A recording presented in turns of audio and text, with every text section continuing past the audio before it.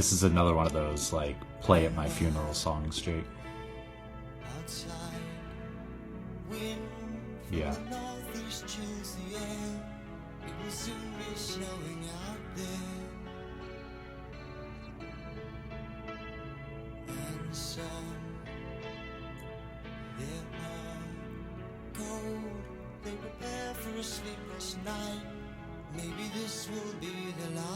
I always listen to it as a pair with Down and Out. I think it's just a brilliant way to start the album.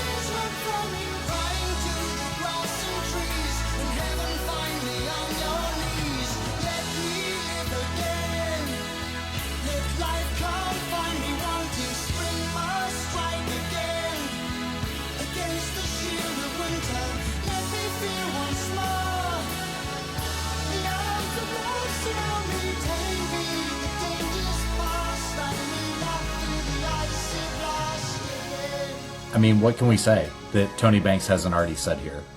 So tonight's episode, we're going to kind of lock in on 2 Tony Banks songs off of, and then there were 3. We're starting with Undertow, and we're going to feature Burning Rope tonight as well. Pretty excited about it. Yeah, I think this is going to be a fun one. This has got one of my favorite songs on the album on it, so I like nice, that. Yeah. Nice. Yeah, me too. I can't wait to get to that one. This one is all about, it gives the winter vibes pretty hard, as do a lot of the songs on this album. It's got kind of that confrontation with mortality and fate that it seems to be present through so many Tony Banks songs, including Burning Rope to an extent. Yeah, I was going to ask you, just as a fan of Tony Banks, what's going on with him in this period? I know, exactly.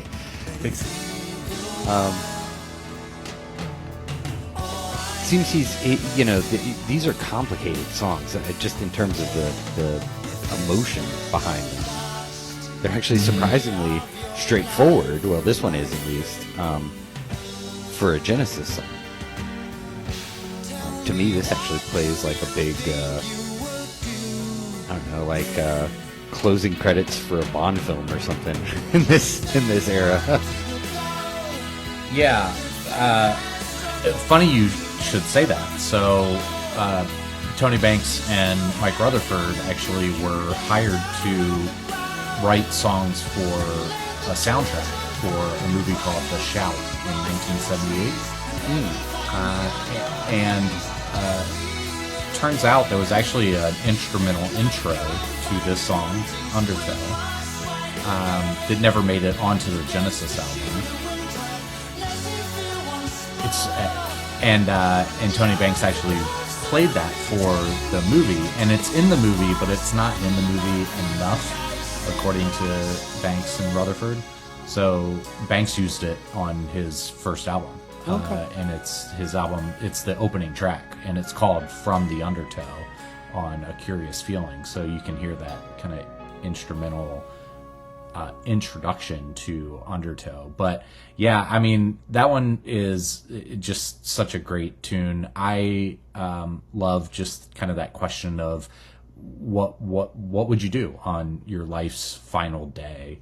I love the idea that you get kind of that heavy question posed to you, but you can kind of make the choice as to whether you're going to stand up to the fate that life has kind of thrown at you.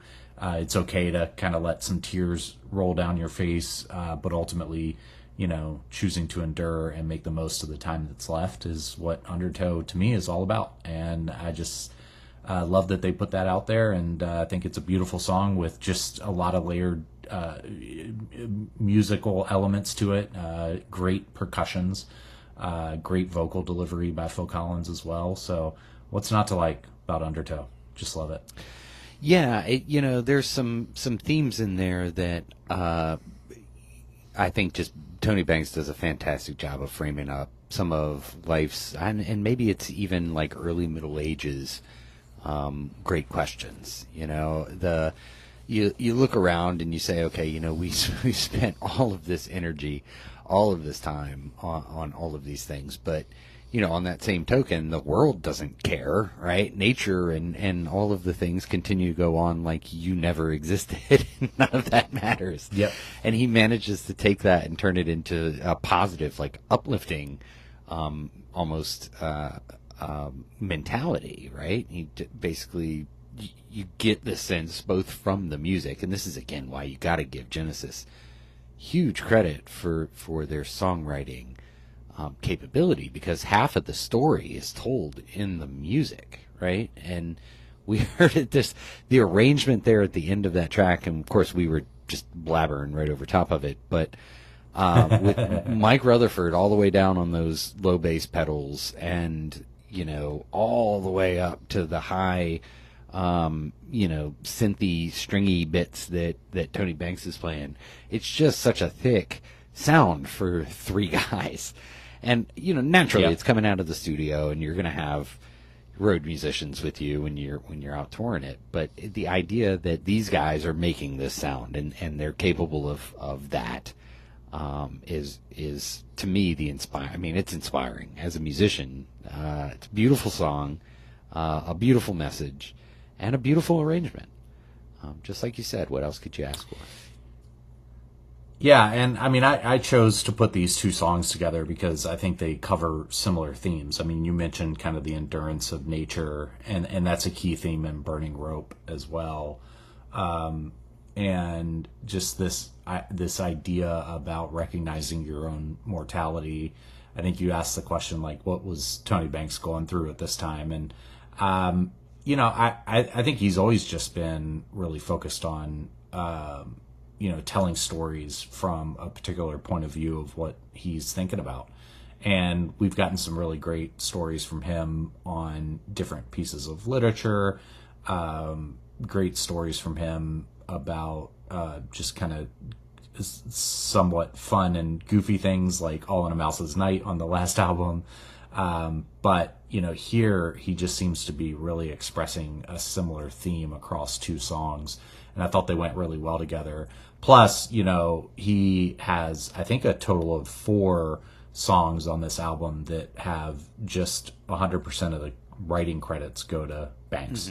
Mm-hmm. And so that fit together nicely in the way we like to bring these episodes together. And we'll do a Tony Banks songs part 2 as well. That said, Tony Banks' control of the band certainly has become a theme of topics that you and I talk about. It has been, somewhat disruptive at times. It has been kind of laughed at times, with Rutherford and Collins kind of talking later in the years about how there was, always 2, 3, 4 of these Tony Banks schmaltzy songs on these albums, and they would have to kind of limit him to the number of songs that he would get. But this is the last album that really happens. Their writing style is starting to change. They are writing more. They're realizing that, some of their best stuff comes when they work together on songs. Mm-hmm. And so after this album, it's not really them coming into a room with like, hey, here's my song and we're going to play it like this. The way that it has been with tracks like Madman Moon and One for the Vine, and now here we're going to kind of get into Burning Rope. Yeah,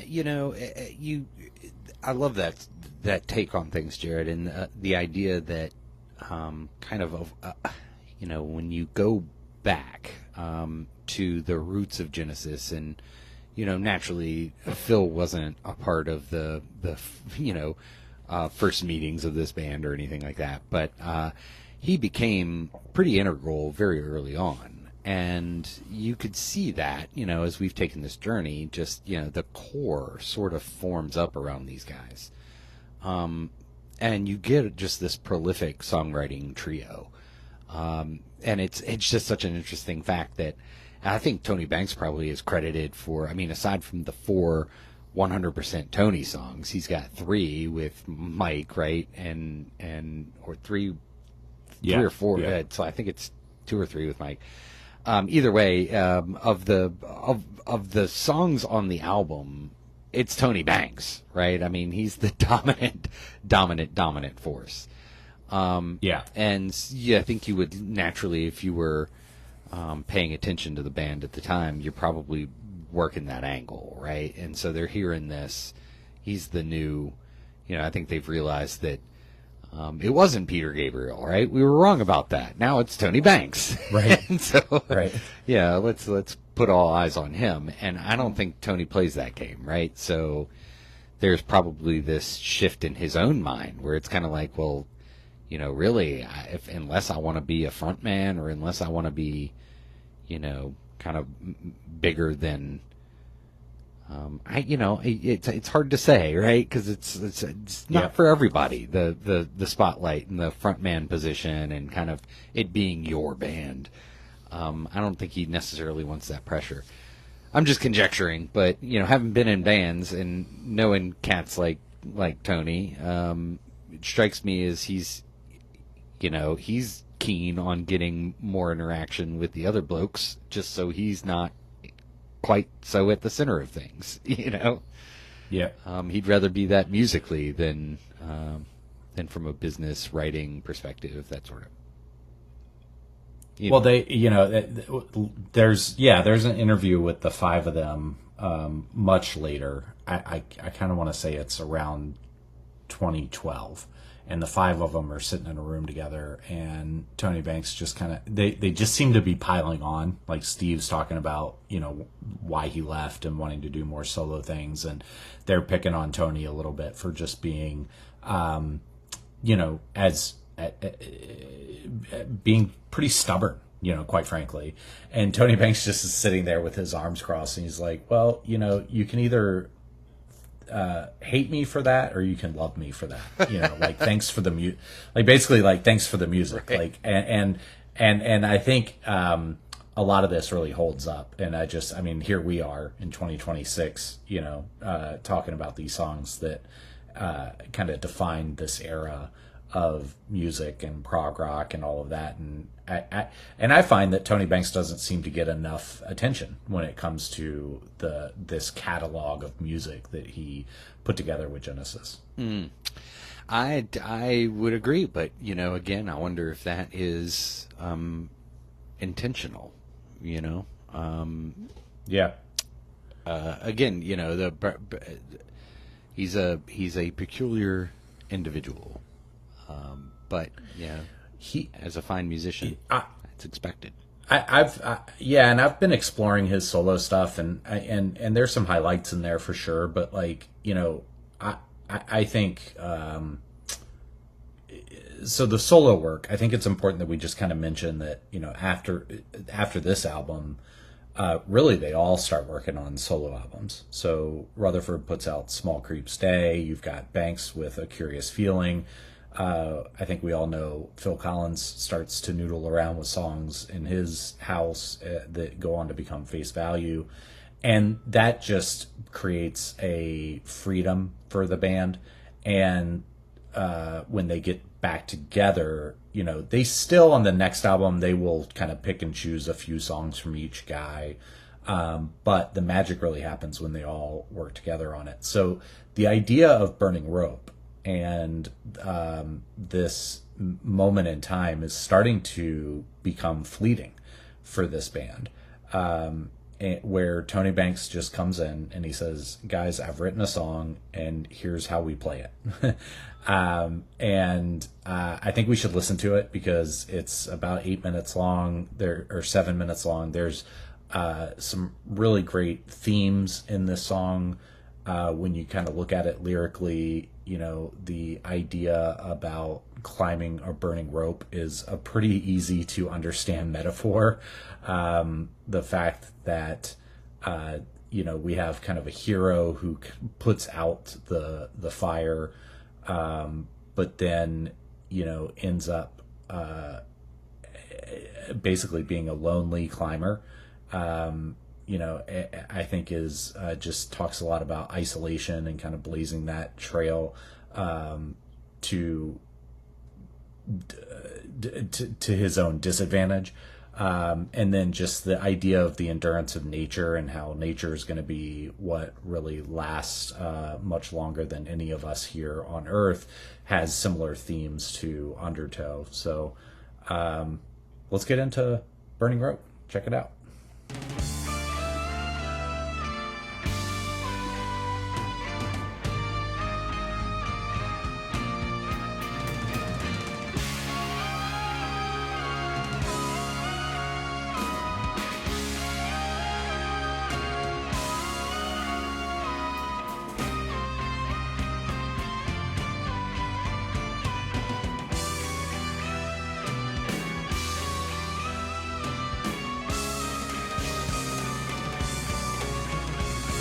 I like to look at this as like a trilogy where you've got Madman Moon, One for the Vine, and Burning Rope, and they all just kind of, in my mind, go together from the last 3 albums.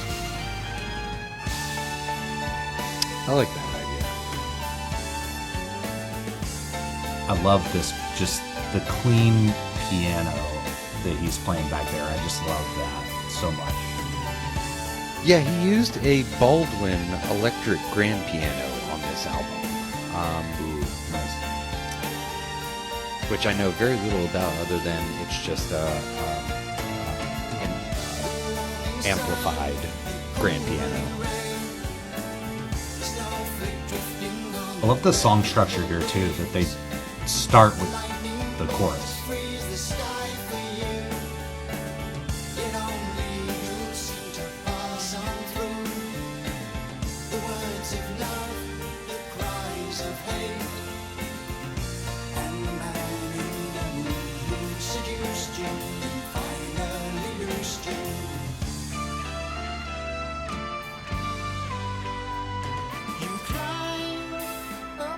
I do kind of wish that top line there was played on the lead guitar instead of on just the heavy synthesizer, but that's just me. Yeah, that's one of those... Tony Banks. Banks by numbers. Yeah,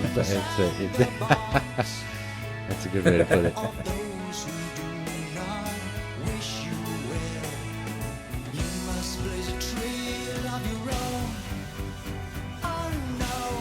So you're climbing away to escape the hostile crowd.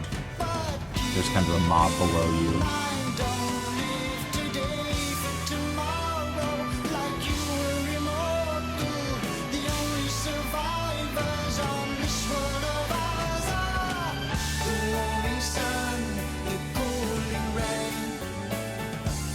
You could kind of make the leap that, talking about this idea of needing to go out and be on your own and creating this isolation around yourself. He could be referring to Peter or Steve a little bit. I've not listened to it that way in the past, but as I've been really thinking about the song, just an interesting thought. And he's got something with the Man in the Moon, because that is a reference that just keeps coming up.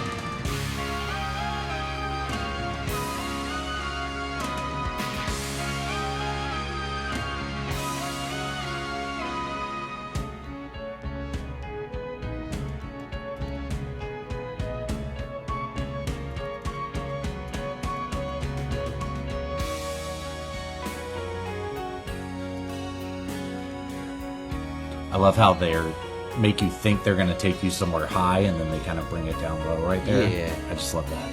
And I also love this this synth voicing. It's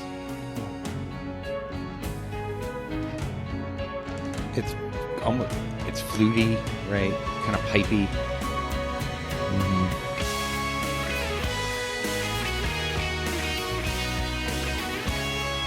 And there we go. Yeah.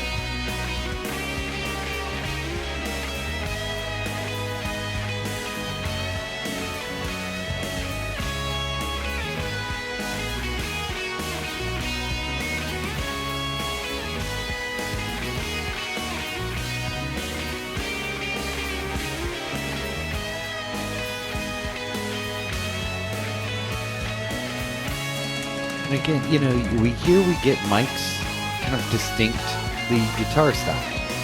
It's not as flashy as Steve, but it's solid, right? I mean, he's definitely a solid lead guitar player. But he also comes with a harder tone. To me, Mike's tone is much more of I think what we would describe as grungy, right? These days. Really what he's doing is he's taking advantage of some of the newer effects that are available at this period. You know, some of the distortion pedals, he's got some fuzz in there, things like that. But he just, you know, he went out and made a point of, you know, trying to bring his own distinct tone to these songs. And the tone that he brings is a harder one. And I like it. I like it a lot, actually. Yeah, I do too. I do not miss Steve when I hear that solo. I did learn recently that solo was written by Banks and basically handed to Rutherford to play note for note. Okay. But to your point, he brings his own. I mean, that's what we've come to expect from Tony with these songs. But he brings his own tone, and he certainly executes at a very high level. So. And remember, I mean, these are very technical songwriters, so I don't think that's a knock on Rutherford. Oh, no. That's actually a very normal, it's a very normal thing. It's how they write. Right? I think all of the great guitar solos, including those of David Gilmour, right? I mean, he played 3 or 4 different solos for each one of the Comfortably Numb takes. Right, and they in the studio they picked and sliced together the solos that they were going to play. So he actually didn't play those start to finish live. Right, that's the magic of the studio. What you really have to love is not so much the notes that are being played there; it's the tone, and that's the unique aspect.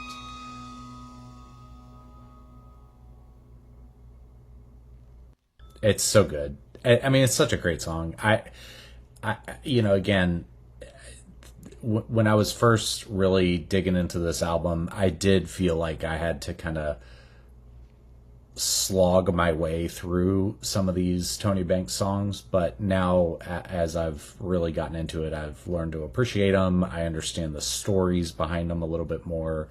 And Burning Rope, anytime I post anything about Burning Rope on that TikTok page, people go nuts about it. So, I mean, I know it's a fan favorite. And a lot of the fans come out and talk about how important this album is overall to their kind of Genesis experience. I think for a lot of fans out there, it was probably the first Genesis album that they went out and bought because of the impact of Follow You, Follow Me. And then you get this kind of mind-melting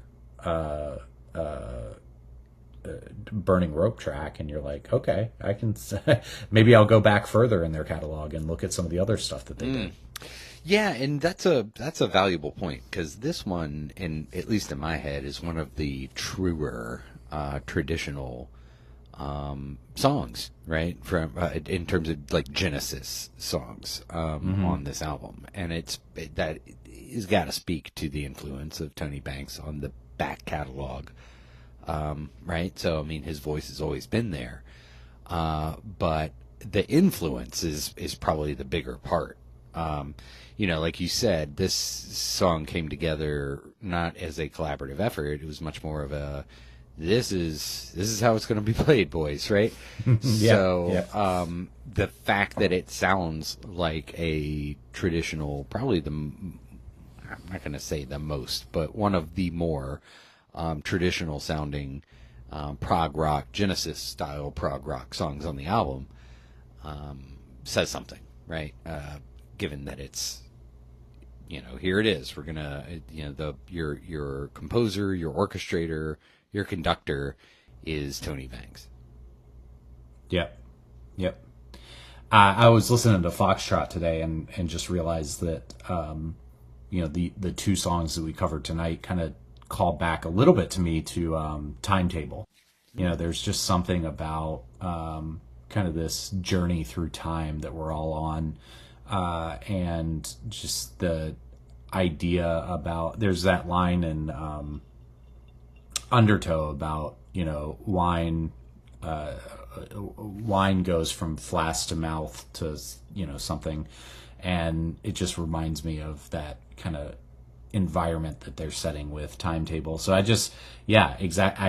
think this idea that folks were coming in and discovering this band, and then they were going back in time through their catalog, is very consistent with kind of, at least I know my experience with Genesis, growing up with them in the 80s and 90s as Invisible Touch and, We Can't Dance, and figuring out, there's a lot more here that we need to explore, which is what we're doing. Yeah, exactly. Like 15, 16 years, 17, 20 years. Yeah. It's a lot of material. But just like, we've been mentioning, what's funny is that they've averaged about 3/4 of a hit per album up to this point. Right. Right. So they have actually fewer hits than they have studio albums. And this is a band that, again, they're living in the pop music world. Prog rock is not it's borderline underground, right? But in terms of radio play and those sorts of things, it's already a challenge. So if you're trying to make a living and you're trying to compete with other bands that are out there, and compete for listening hours, right? That's a very real thing. Then you've got to come with some poppy stuff, and this is again a group that's right on the cusp of cracking that, for right or wrong, for better or worse, cracking the pop music code. Phil Collins is certainly going to go on to become probably one of the greatest pop music influences of the 1980s. He's everywhere. The dude's in... I think for 2 decades. Yeah. He was everywhere in the 90s. Yeah, he was everywhere in the 90s. So that's because he was everywhere in the 80s. But the dude, he's in Miami Vice. Have you watched that episode? Yeah. That's Phil the shill. Phil the shill, yeah. So we can't talk about Burning Rope without mentioning some pretty extreme controversy that was put into the universe in 1998 by Phil Collins about Burning Rope. So I don't have all of the details on this, and I think time, since 1998 has certainly, calmed things down here. But apparently Phil was talking about this song with Modern Drummer magazine. They were playing this song, and if you go back and listen to Burning Rope, you're going to hear some pretty incredible Phil Collins drumming on it that we didn't mention yet. And that's why Modern Drummer decided to feature Burning Rope as one of the songs that they were going to have him talk about. And he made a statement that Burning Rope and songs like it are why he left Genesis. And it created, and he said, Tony Banks is going to hate me for saying this, but there were just too many of those tracks in the back catalog too many of those just top to bottom Tony Banks songs that he had to go out and sing and perform, and whatnot. And again, and Phil has not spoken fondly of And Then There Were Three, but remember, he's going through a nasty divorce. He's figuring out, where he's going to live. He's they go on a tour in Japan, and in his book he talks about being legless in Japan because he discovered sake. So I mean, he's just got a lot of things going on in his life. But 20 years after this song, he was basically trashing it, and he said he played the drums on this song as to make the song more interesting. He didn't like it, and so he just did everything he could to make it more interesting. And there's no way to have this episode and not at least mention that. I don't care all that much. I mean, I think it's, but I can imagine in 1998, a Phil Collins then saying that is very different than a Phil Collins in 2015 or 2016 or 2026, looking back at the catalog. Oh, I think 100%, right? Phil Collins in 1998 was kind of a different beast altogether. It was kind of a prick. Yeah, he was. I always think he's sort of like, this is the Disney Phil Collins, and I tend to slice that out of the history, right? This is the one that South Park likes to latch onto, with Phil Collins running around with his Grammy. Yeah. Just being a dick to everybody. Yeah. I think he admits in his book, he admits that maybe he had gotten a little more arrogant than he would have liked to have been. But I mean, his point was that that the song wouldn't have the song didn't transfer over to the next generation, and songs like that were not timeless, right? And they were period pieces, is basically what he was trying to say 20 years after the track was released. But that said, again, don't care that much, but wanted to mention it. They had a lot going on. I think they needed to kind of go their own ways after this album and kind of do their own thing. But in the grand scheme of things, I mean, Burning Rope was a song that they played live many times. I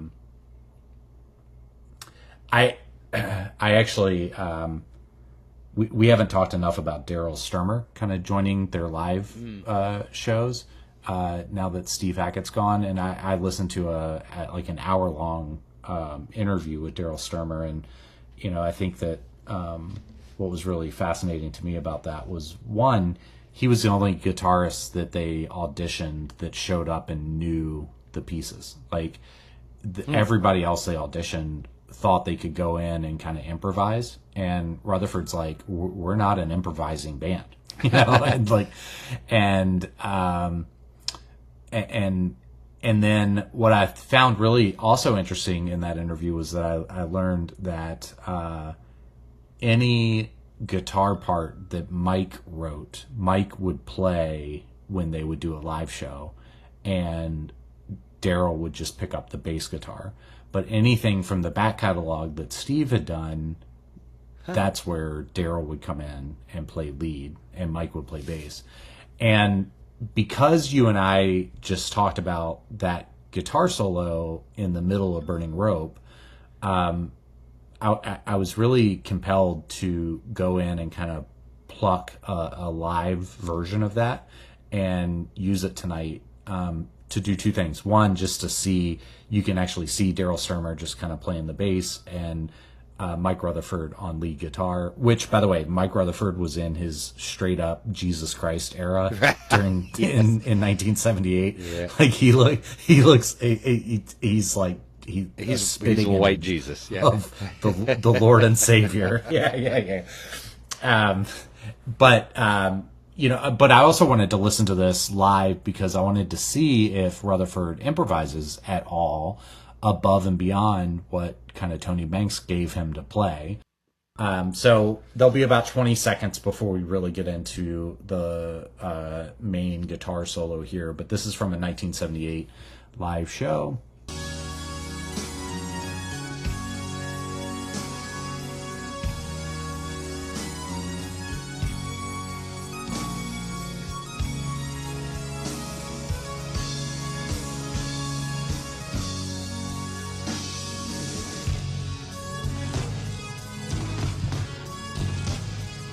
You got the double drummers. Phil's on the second kit with Chester, so that's why the drums sound so powerful.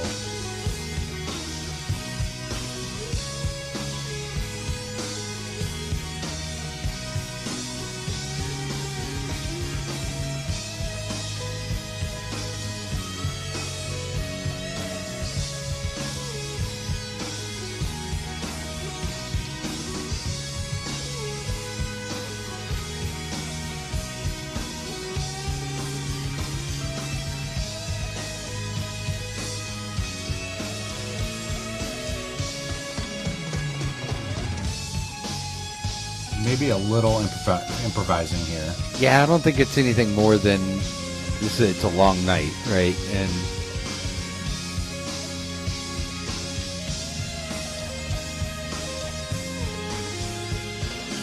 what I mean there is, musicians make little tiny mistakes here and there, and we cover those up very skillfully, usually.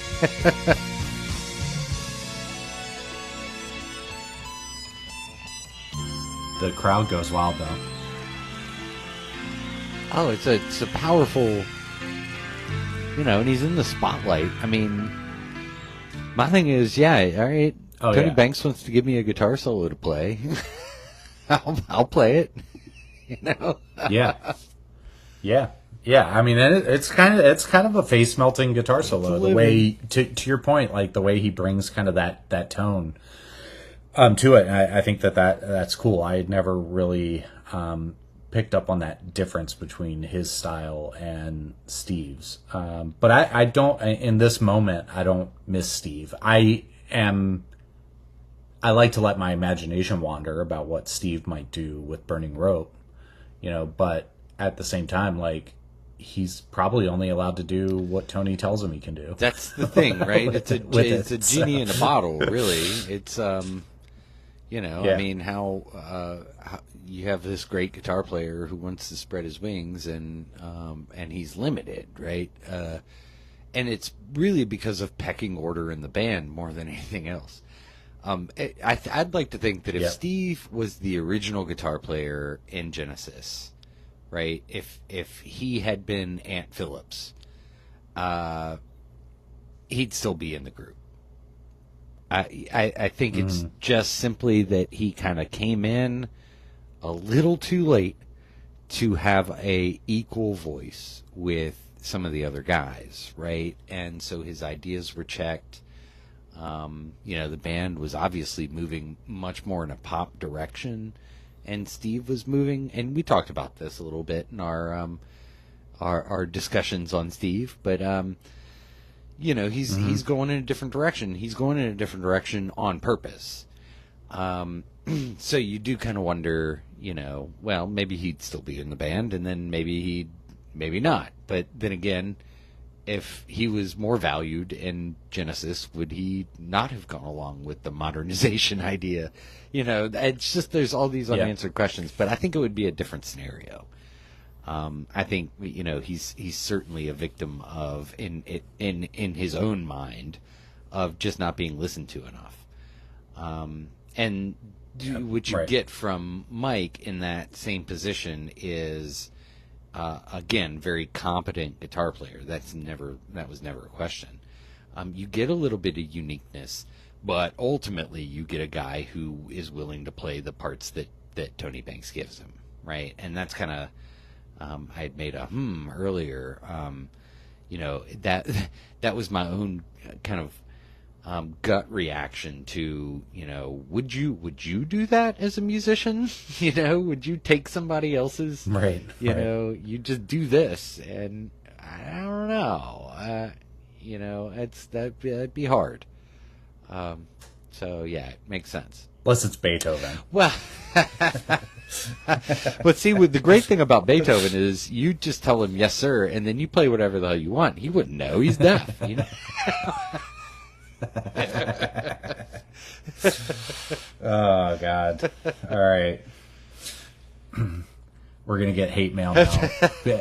Oasis and Oasis fans and Beethoven fans are coming. What did you say about Beethoven? Coming for it.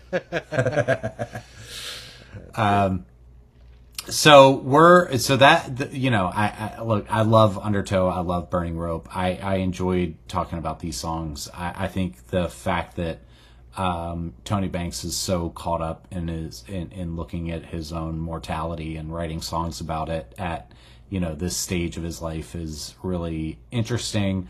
I think there's consistent themes throughout this album of kind of cold winter, those feelings. We talked a lot about how Wind and Weathering feels very like fall, like the winter is coming type album. Maybe that means I